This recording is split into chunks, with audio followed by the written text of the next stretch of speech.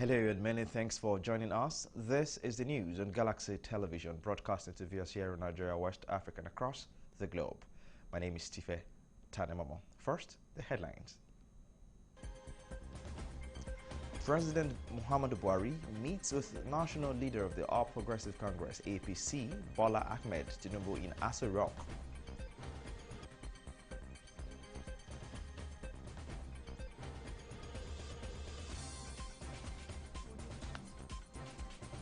And on the news, 3,511 delegates vote Iyorchia Ayu as national chairman of the People's Democratic Party, PDP, and others.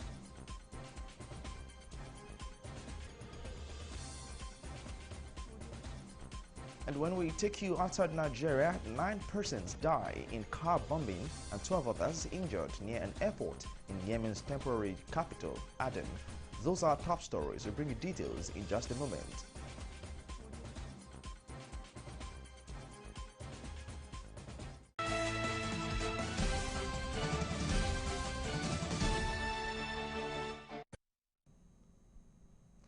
Many thanks for joining us once again. A very warm welcome to you.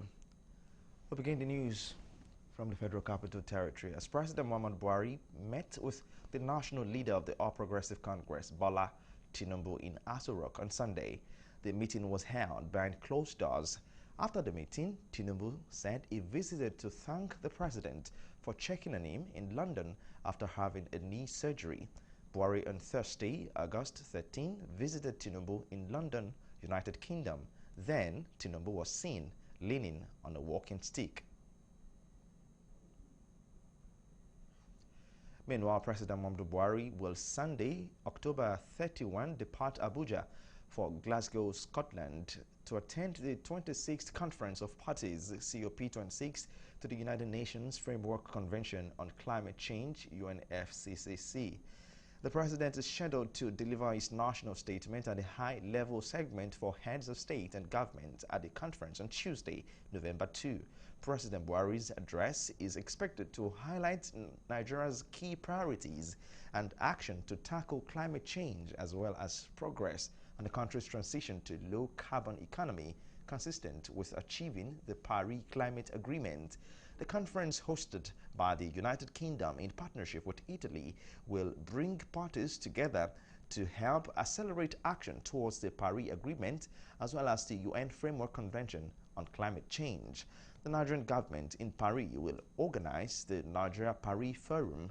The event is expected to pull a crowd of Nigerian and French investors, government and business leaders, diplomats and the media in the hope of showcasing opportunities on both sides, as well as bringing enlightenment to bear on the prevailing security, economic and investment climate in Nigeria.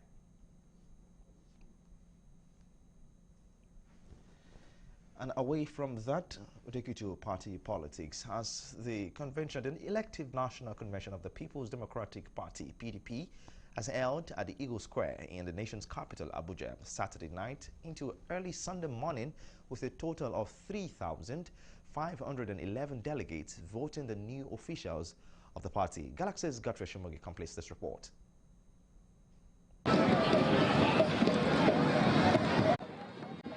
It was a gathering of PDP party faithfuls from across the country. These are delegates out to vote officials to pilot the affairs of the party for the next 4 years. A total of 21 positions up for grabs had consensus candidates fill the slots except for the positions of Deputy National Chairman North, Deputy National Chairman South, and National Youth Leader, which were keenly contested. Voting by delegates commenced at 6 p.m. on Saturday and ended 12:35 a.m. Sunday morning. In his thank you remark, new PDP National Chairman Iyorchia Ayu said the PDP is back to rescue Nigeria. When we started this party 24 years ago, we never in any way imagined that the journey will get us to this stage. A stage where we ruled for 16 years, we went into rough times, But for anybody who will bother to see, PDP is back.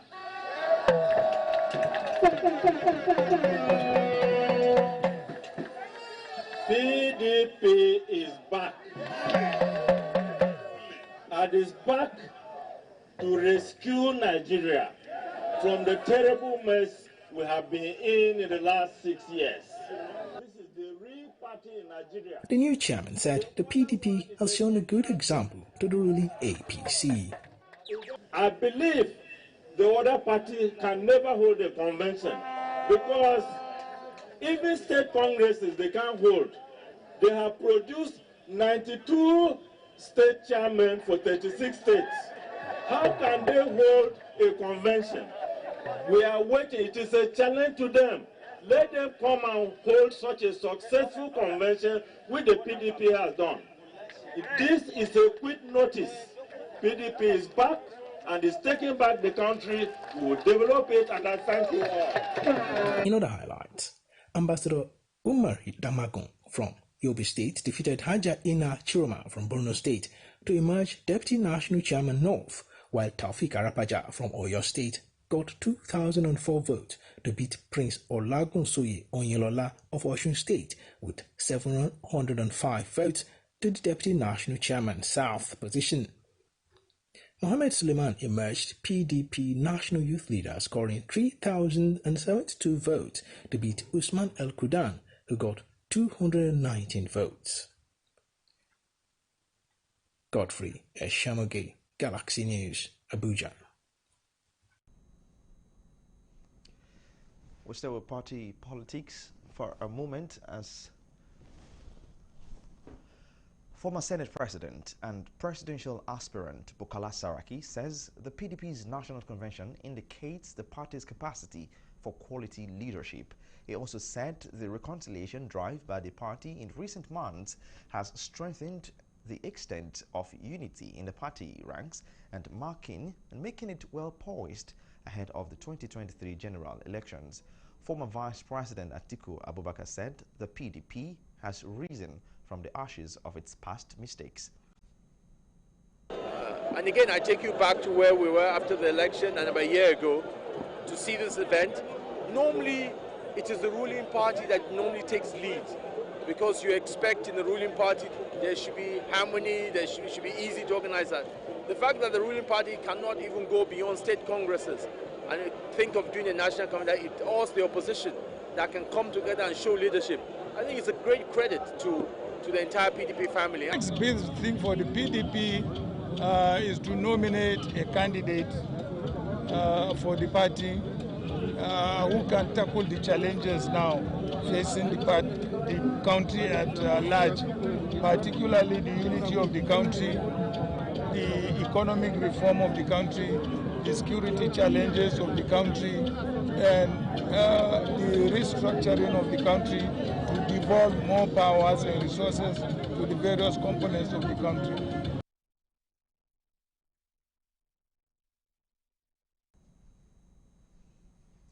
And we shift our focus away from that. Now, joining us on the news from Port Harcourt is Anko Briggs. She is a civil servant, she is a civil rights activist and convener, Niger Delta Self-Determination Movement, NDSDM. She'll be speaking with us on the raid of Justice Mary Audley's home by security operatives, allegedly. Thanks for joining us, madam. Can you hear me?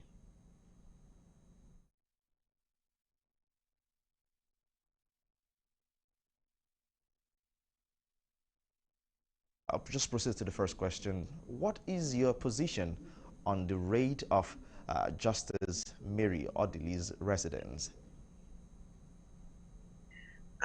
Obviously, it is one of absolute horror and anger and at the way and manner in which this government continues to attack the judiciary. If we remember, this is not the first time Justice Mary Peter Audley's home has been invaded. About almost 2 years ago, when the judgment was passed in favor of a Bayelsa state government, PDP party election, her home was invaded in Port Harcourt some years ago.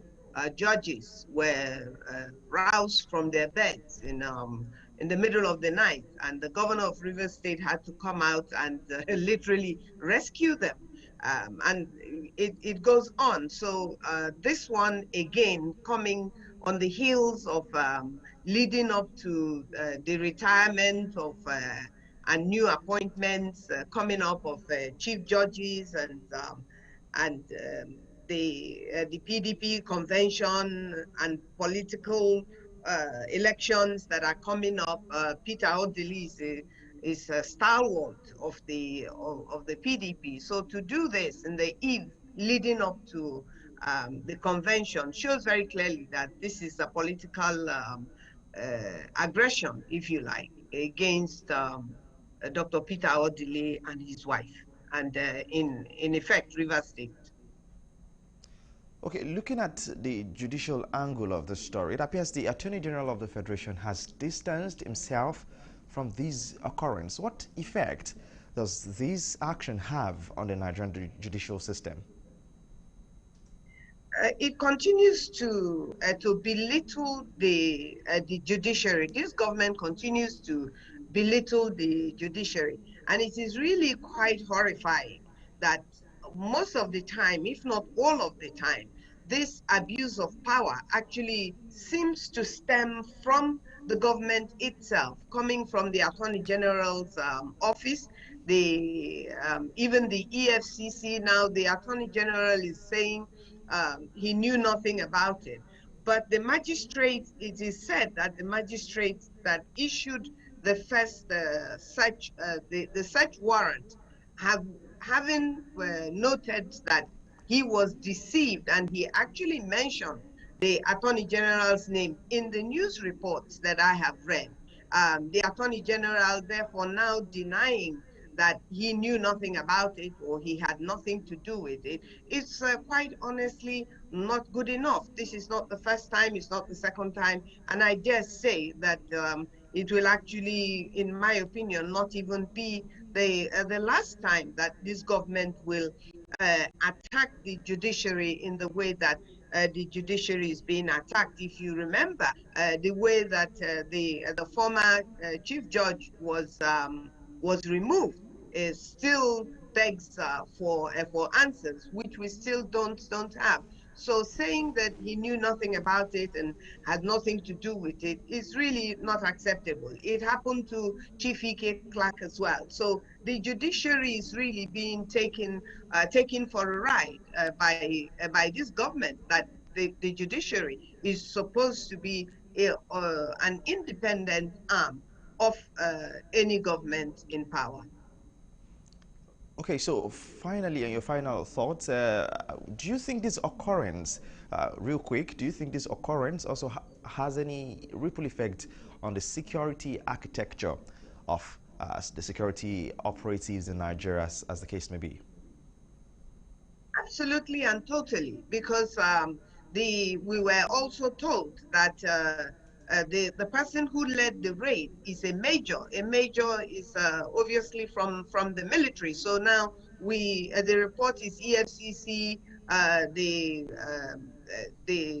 police, the DSS, all have denied. So now the question one asks is that if it was not the armed forces that invaded their homes, now who invaded the homes? Is it Boko Haram? Is it unknown gunmen? Is it ISWAP? Is it ISIS? Is it headsmen? Is it bandits? Who actually attacked or attempt to break into the home of the Odilis? This is a very serious issue. And I quite honestly say to you that if they were not from the Niger Delta region or from the southeast, this would not have happened to them. So there is also a level of nepotism and also a level of ethnic sentiments in what happened to the Odilis. Is horrifying and is totally unacceptable. It's disgraceful. Many thanks, Akio Briggs, for sharing your thoughts on that particular subject matter. Thank you very much for having me, and have a good night. Youth. Anchor Briggs right there, civil rights activist and convener Niger Delta Self-Determination Movement in the SDM. It's not time for us to take a break, but in the second part of the news, 4 members of the Oyo State Congress Committee of the APC appointed by the National Secretariat opposed the State Congress. We'll bring you details of that story in Oyo State in just a moment. Stay with us, please.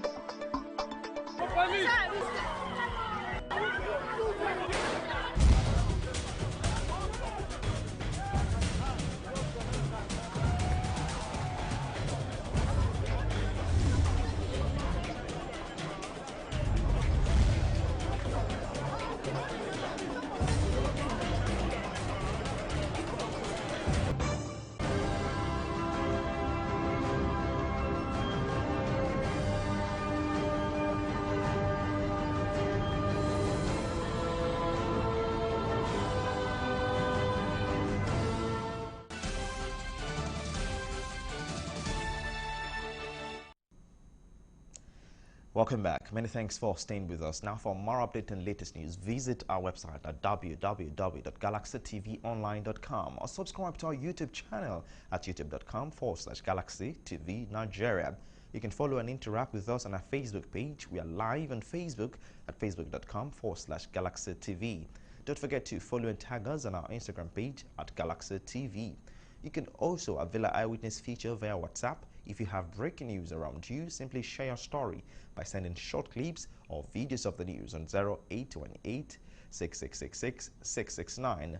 Our social media platforms are user-friendly and can always accommodate your live updates and comments. And now, 4 members of the Oyo State Congress Committee appointed by the National Secretariat of the All Progressive Congress, APC, disagree with the Congress that produced Ajiboye Omodewu as state executive on Saturday. They said the Congress failed to meet the guidelines set by the National Caretaker Committee led by Mil Malabuni. The panel members, including Dino Inyoton, Raf Igbokwe, Olarinwaju Edun, and Abdullahi Katangura, urged the national leadership of the ruling party to correct the anomaly of the Congress. Meanwhile, the Independent National Electoral Commission approves the Congress of the All Progressive Congress Oyo State held on Saturday at the Obafemi Awolowo Stadium, Ibadan.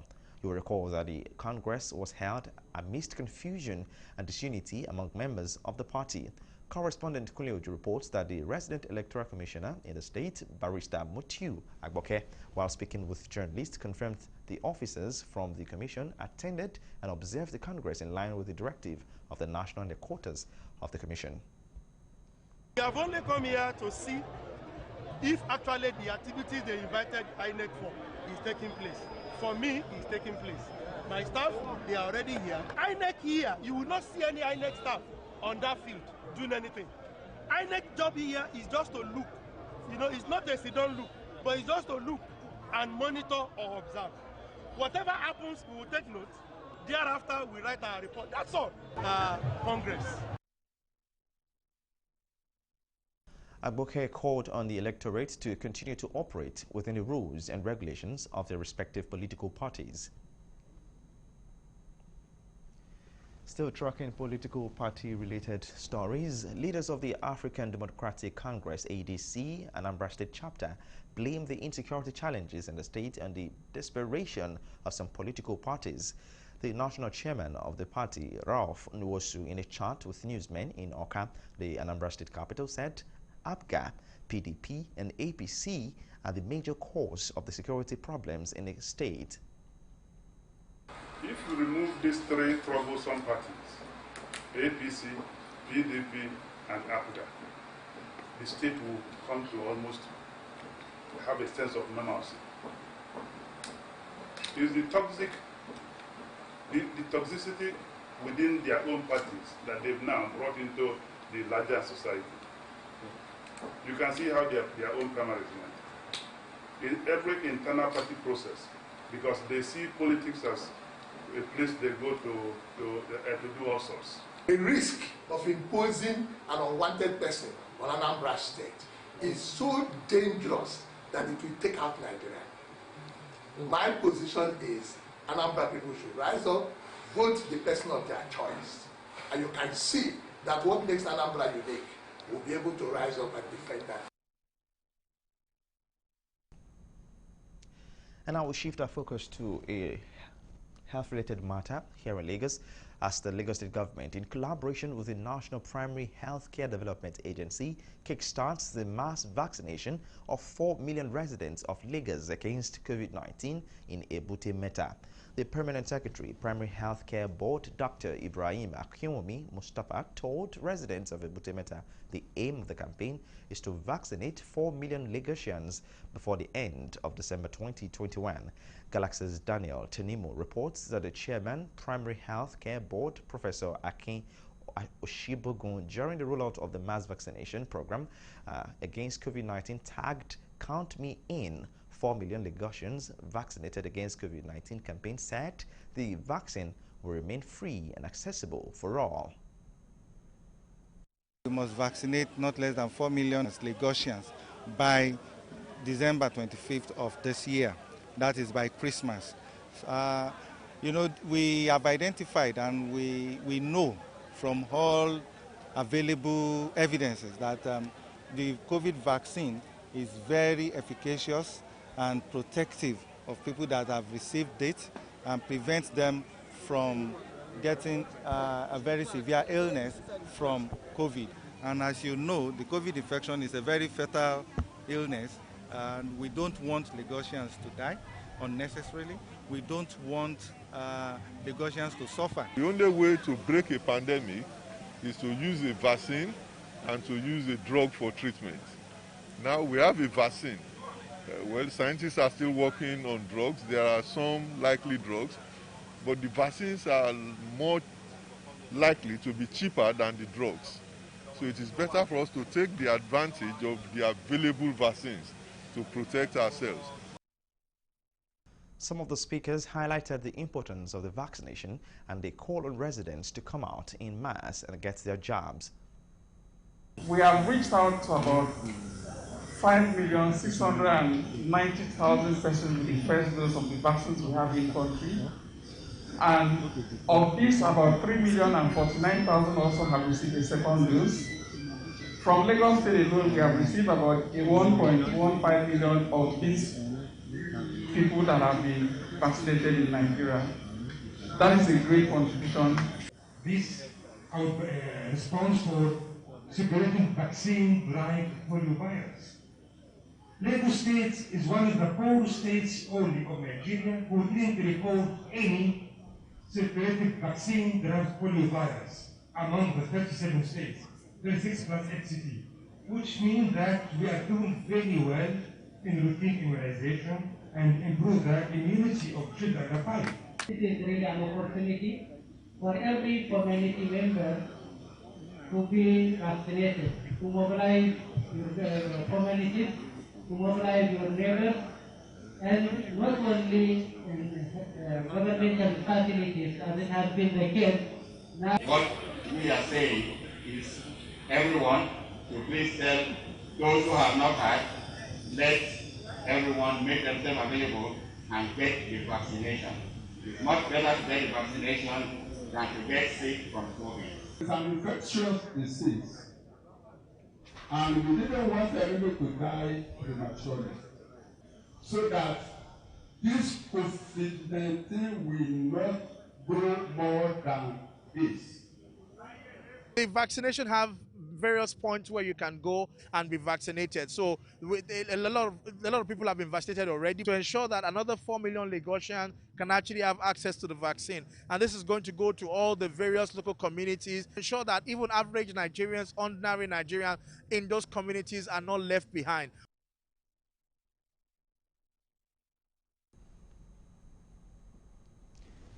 And away from that, operatives of the National Drug Law Enforcement Agency, NDLEA, ruins desperate efforts of drug cartels to export different quantities of cocaine, heroin, methamphetamine, and cannabis to London.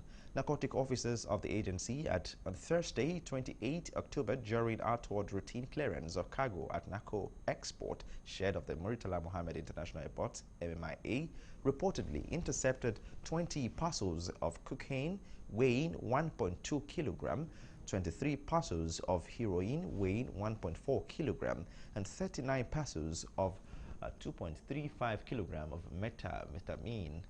Few days earlier, October 21, a similar cargo was reportedly intercepted at the Narco shed of the MMIA, where 7.35 kilograms of cannabis was taken. No fewer than 3 suspects have so far been arrested in connection to the seizures. Innocent mother, Areva Miriam Adetilewa Dirisu, who claims to be a part-time 400-level student of international studies and diplomacy at the University of Benin, was arrested for allegedly trafficking 5 kilograms skunk and 8.1 grams of molly, barely a week after she was arrested and granted bail for attempting to smuggle drugs into NDLEA cell for a suspect in custody. At least 2 suspected fake security agents, Umar Ibrahim and Sadiq Abubakar, as well as their accomplices Aoul Hassan, have been arrested in Kogi State while conveying a total of 105.4 kilograms of cannabis from Ondo State to Kaduna on Saturday, 30th October. You're watching the news on Galaxy Television. It's now time for us to take you through stories that made headlines last week.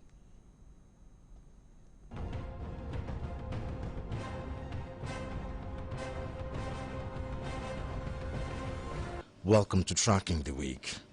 On Monday, the President said the e-Naira is a culmination of several years of research work by the Central Bank of Nigeria in advancing the boundaries of payments system in order to make financial transactions easier and seamless for every stratum of society. The launch was described by CBN Governor Godwin Emefiele as the first in Africa and one in the earliest around the world. During the launch, President Buhari said the adoption of new CBN digital currency is estimated to increase Nigeria's GDP by $29 billion over the next 10 years. According to the e-Naira, it is a Central Bank of Nigeria issued digital currency that provides a unique form of money denominated in Naira. Also on Monday, President Muhammadu Buhari swore in 2 national commissioners of the Independent National Electoral Commission (INEC). The 2 commissioners are part of the 6 cleared by the Senate in July this year. Recall that President Buhari had on September 15, 2021 sworn in 3 of the declared national commissioners.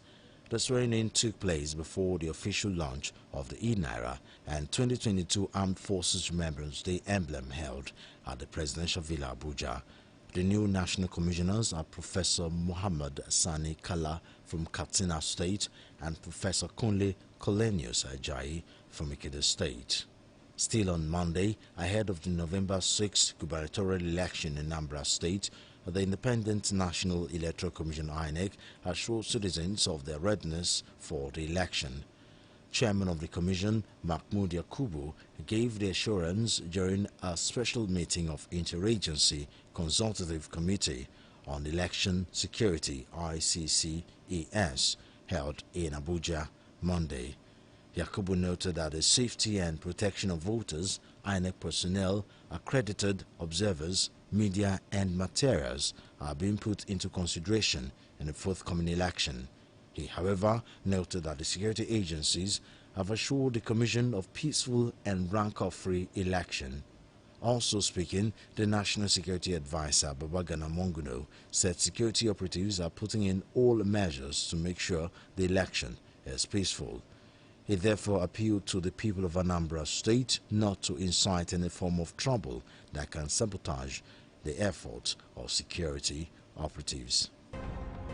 On Tuesday, the federal government asked the Court of Appeal in Abuja to order a fresh trial of an alleged 7.1 billion naira laundering charge against the former governor of Abia State, Senator Orji Uzor Kalu.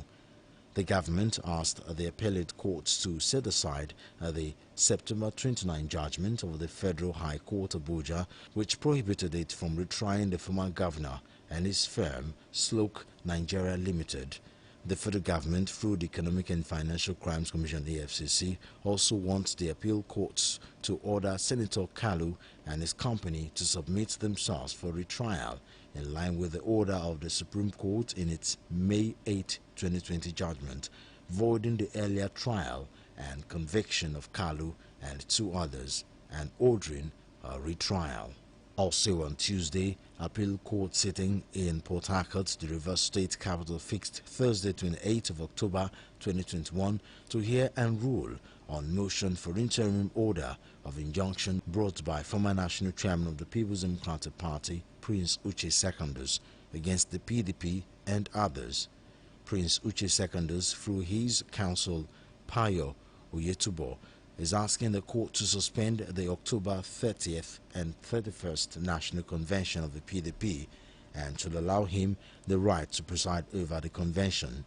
The defendants' counsel, including those who joined in the suit, however, opposed to the moving of the motion for interim injunction by Secondus' counsel seeking to stop the PDP forthcoming National Convention, and asked for time to respond to the process. The three-man appeal panel, led by Justice Haruna Simon Sumani, after listening to the argument from the parties, ordered counsel to the plaintiff to serve the process to the defendants' counsel within 24 hours, while respondents' counsels should respond within 24 hours before adjourning to 28th of October for hearing and possible ruling on the motion. Still on Tuesday, the Abuja chapter of Ijo Youth Council (IYC) in a protest expressed displeasure over the touted scrapping of 13% deprivation clause and other royalties due to host communities by the National Assembly.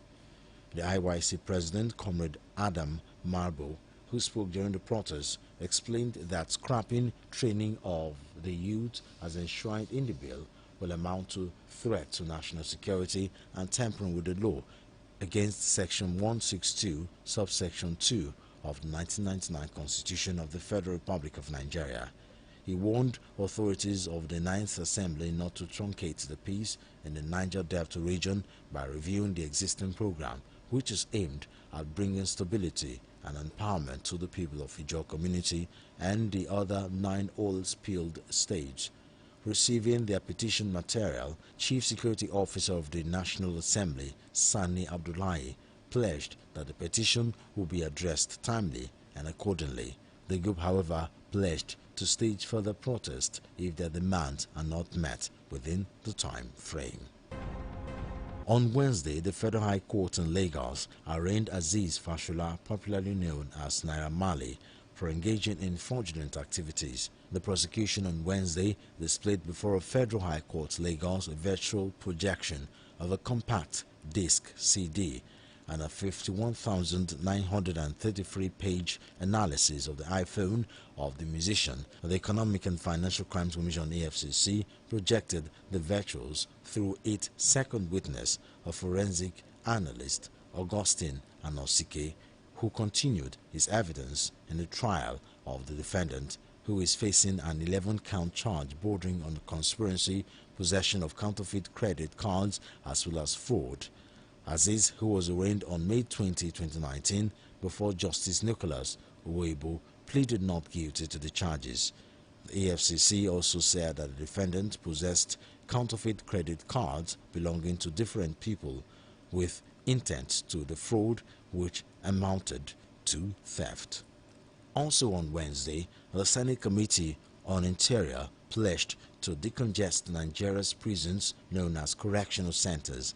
This was the resolution of the committee Wednesday during the budget defense session with the boss of the Nigerian Correctional Services. It was meant to be a budget defense session for the correctional services, but it ended up being a discussion on reforms of the country's prison system. First of all, the issue of food rations for prison inmates was considered, and the committee resolved to review the feeding ration of inmates from 450 to at least 1,000 naira per day. Of the little over 66,000 inmates in the country's correctional centers, about 80% are unconvicted, also known as inmates awaiting trial.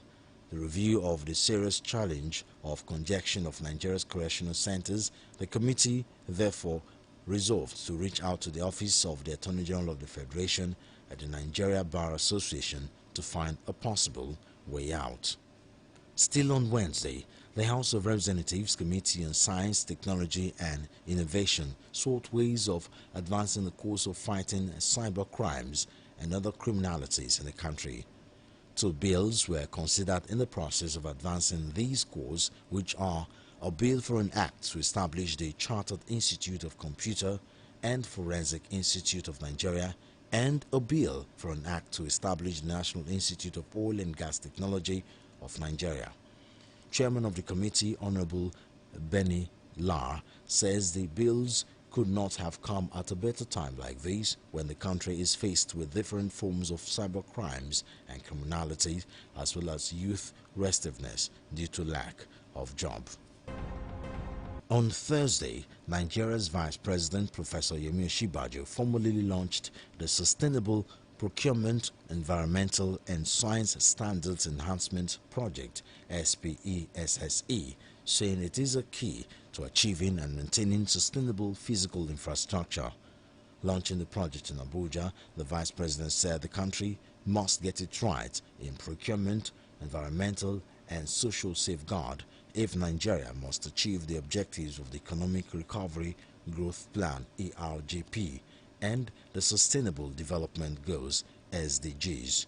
The Vice President, who was represented by the Minister of State for Education, Chukwuemeka Nwajuba, noted that to achieve the feat, Nigeria needs to build adequate technical capacity required for efficient and effective procurement, environmental and social safeguard system.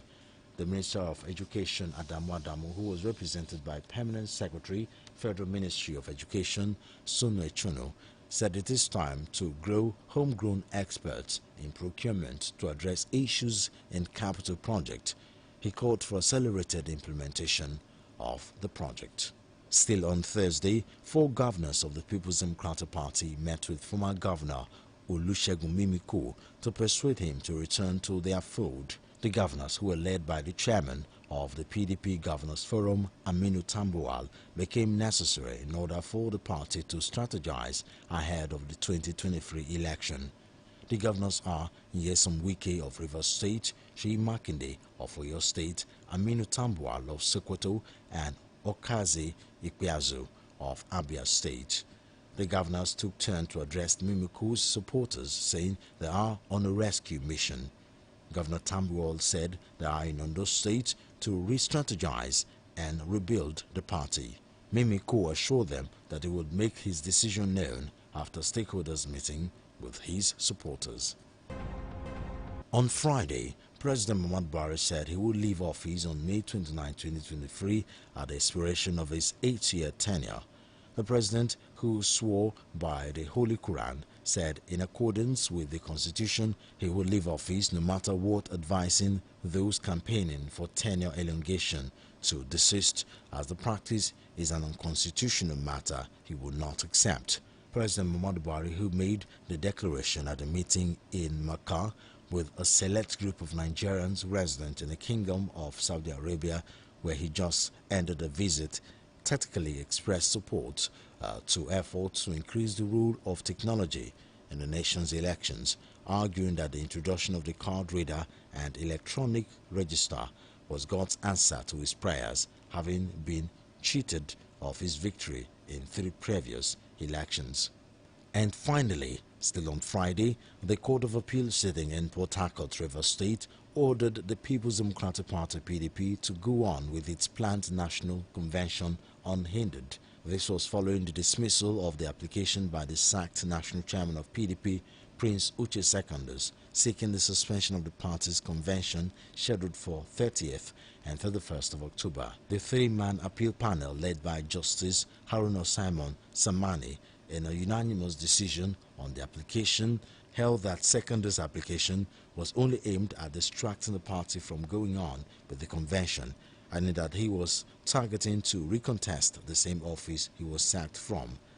Reading the decision of the court on behalf of the panel, Justice Gabriel Kolawole recorded that the application, which he termed consequential, was filed on the 14th of October, and all arguments on the matter taken to the 28th after some amendments.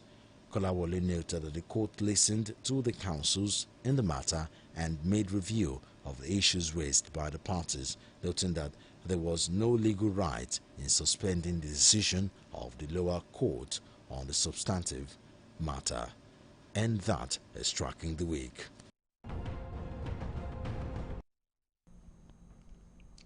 Welcome back. International news is next.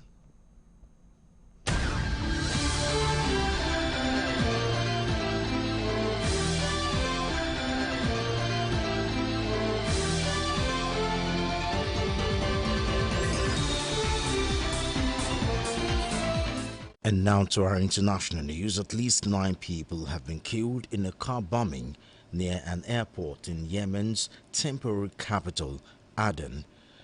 Another 12 people were believed to have been injured in Saturday's explosion, described as a terrorist bombing by Prime Minister Muin Abdulmalik Said. Eyewitnesses say women and children are among the casualties. So far, no one has claimed responsibility. Local media notes the attack coincided with the arrival of Aden's former governor at the airport. He is unhurt. The current governor was himself a target at the car bombing 3 weeks ago, which left another 6 people dead. Saturday's bombing is the deadliest attack in the city since at least 22 people were killed at the same airport last December. The country's internationally recognized government have been based in Aden since 2014 when Houthi rebels forced them from the capital, Sana'a. The conflict escalated in 2015 when a Saudi-led coalition of Arab states launched a military operation to defeat the Houthis and restore President Abdrabbuh Mansour Hadi's rule. The fighting has reportedly left more than 110 people dead, triggered the world's worst humanitarian disaster with millions on the brink of famine, and left the country even more vulnerable to the COVID-19 pandemic. And finally, on our international news, the leaders of the world's richest economies will spend Sunday trying to reach a meaningful deal on preventing climate change. The G20 is hoping to make progress ahead of the COP26 summit in Glasgow, which begins on Sunday. However, they have yet to announce any firm new commitments to reduce carbon emissions in the coming years. The G20 group, made up of 19 countries and the European Union, account for 80% of the world's emissions. The first day of the summit, being held in Rome, Italy, focused on COVID and the economy, with an agreement being reached at a global tax rate, which will see the profit of large businesses taxed at least 15%. It follows concern that multinational companies are rerouting their profits through low-tax jurisdictions. Sunday is dedicated to discussions on climate, with Britain's Prince Charles addressing the group. He urged the leaders to take action, quote, for the sake of humanity, but acknowledged with the cost for new infrastructure likely to spiral into trillions of dollars. It needed both government and the private sector to work in tandem. Italian Prime Minister Mario Draghi, who is hosting the event, went on to call on his colleagues to accelerate phasing coal and investing in renewable energy while outlining long-term goals. However, reaching an agreement on how best to cut carbon emissions and to stop climate change getting worse is proving difficult. After years of talking, the climate is now at least 1.1 Celsius hotter than the pre-industrial level. Climate scientists want warning restricted to 1.5 Celsius to prevent climate catastrophe. And that is our international news.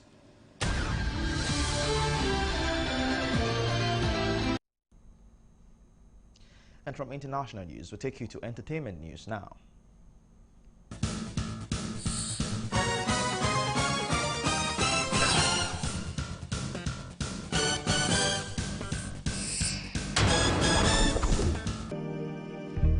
Welcome to Entertainment News.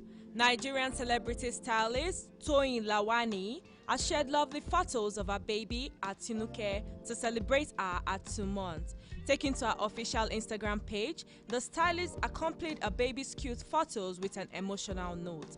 According to her, people had wished for her to die when she was pregnant with her child. Not stopping there, she also added that these people still wish death upon her child even after she was born. The celebrity stylist then ended her note by saying none of their evil wishes would come true. She also prayed for God to keep protecting her baby.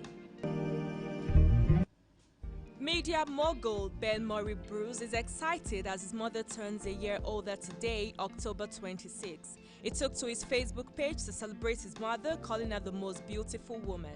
He as well wished her continuous good health, happiness, a smile on her face, and peace, telling her how proud he is of her.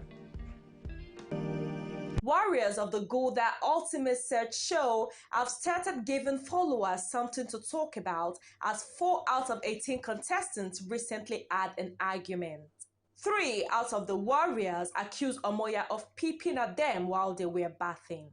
Jennifer stated that while they were bathing, they put their lanterns a bit far away from them to avoid being seen by anyone. However, they could still see who was passing. She added that Omoya passed by and carried the lanterns to fetch water, knowing that they were bathing. Chidima backed Jennifer's story as she stated that when Omoya approached them, she told them to go back as they were bathing. In his defense, Omoya said the women were bathing by the roadside, which was along where he wanted to get water. He also noted that he told the ladies that he wasn't facing their direction.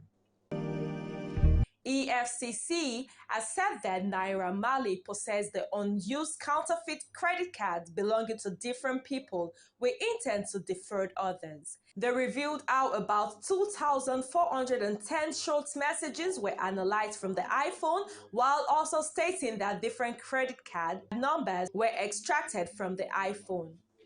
According to the witness, the iPhone is a sophisticated device capable of storing a large volume of information, adding that it is the SIM card that basically identify users of applications such as WhatsApp. A witness read out some credit card numbers and messages sent from the iPhone on different dates and time, as well as OTP codes sent. Susan Wire, mother to former Big Brother housemate Kid Wire, is contesting for the governorship position of Benue State. She made this known during a campaign, and photos she shared via her Instagram page thanking her fans and genuine supporters for their prayers and encouragement. She as well encouraged women in politics to register and contest as many political positions as possible. She concludes by saying it's not over until God says. Nigerian singer and songwriter Qdot, popularly known for his Yoruba style of music, is officially a landlord. The music star acquired a property in one of the choice areas in Lagos. The news of the acquisition of the new property was announced on Instagram. Congratulations to the music star from all of us at Galaxy Television. Nigeria dancer Jane Menon has now spoken on what she has learned after being involved in Tonto Dike and Prince Popogri's messy drama on social media. Taking to her social media page, the married dancer posted a photo of herself wedding ring as she penned a note. According to Jane, she now understands it when ladies do not show off their spouses. Not stopping there, Jane added that these people do not keep their relationship secret because social media will destroy it. They do so because of the sad, miserable, and lonely people who do not like to see others happy. Meanwhile, Big Brother Naija star Angel has fired back at a troll who compared her to co-reality show star Maria. Angel was dragged into an exchange after she tweeted about dancing on a yacht in heels while it is moving. The troll who commented told her that it is pathetic that she's dancing on a yacht while her mate Maria just bagged a $300,000 deal. Reacting to this, Angel stated that the troll is clearly not her mate too, because she should also have been bagging deals.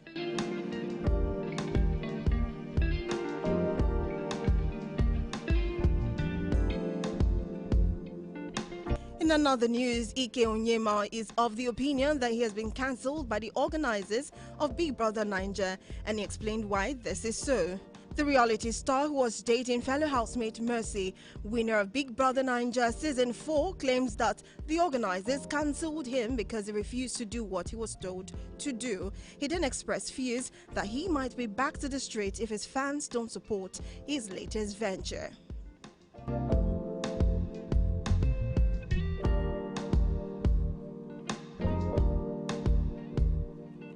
Still on Big Brother Naija, something good may have come out from Big Brother Naija Maria's social media drama with nightlife entrepreneur Cubana Chief Priest, as she recently appreciated her manager online. The Shine Your Eye star shared a video with her manager Paulo and two older men whom they had a meeting with in Dubai. One of the men were explaining the economies of London, Singapore and another country. However, it was evident that they wanted Maria to advertise for their brand. A look through the Instagram pages of the men showed that they are real estate managers in Dubai. In the caption that accompanied her post, Maria told the manager that she was grateful for the amazing opportunity they were about to create. The reality star then tagged the men she had a meeting with and said she was ready to do business with them. Replying to her statement, Paulo revealed that the deal they made with the real estate manager was worth 123 million naira, which is equivalent to $300,000 US.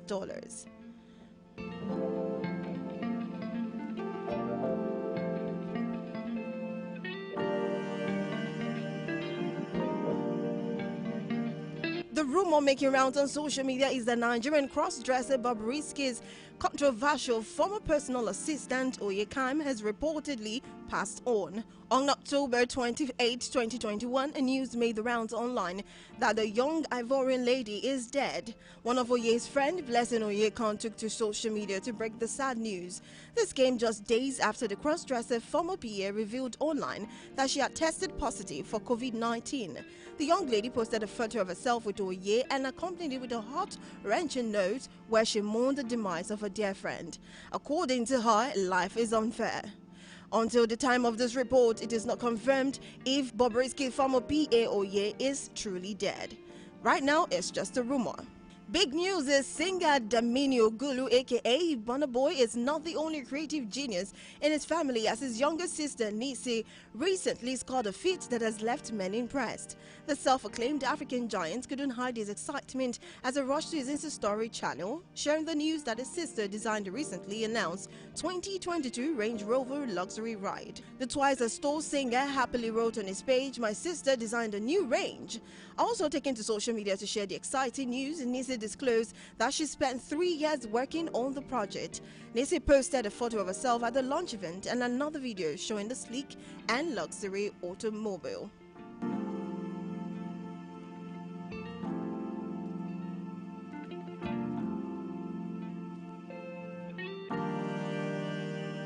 Finally, on entertainment news, it looks like one of the ex-wives of the Alaafin of Oyo, Anu, is set to wed. She shared photos of herself on her Instagram page this morning with the caption, "This is how you smile when you finally introduce somebody's son to your family.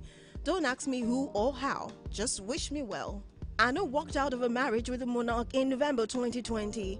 She responded to the congratulatory message she received after sharing the photos and videos on her Instagram page this morning. One of the messages was from Queen Aya, who also walked away from her marriage with the monarch last year. This news has not yet been confirmed, but let's keep our fingers crossed.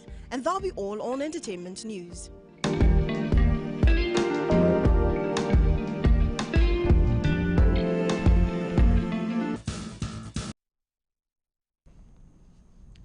And now will be all on the news for this time, but for more update and latest news, visit our website at www.galaxytvonline.com or subscribe to our YouTube channel at youtube.com/GalaxyTV Nigeria. You can follow and interact with us on our Facebook page at facebook.com/GalaxyTV. Don't forget to follow and tag us on our Instagram page at GalaxyTV.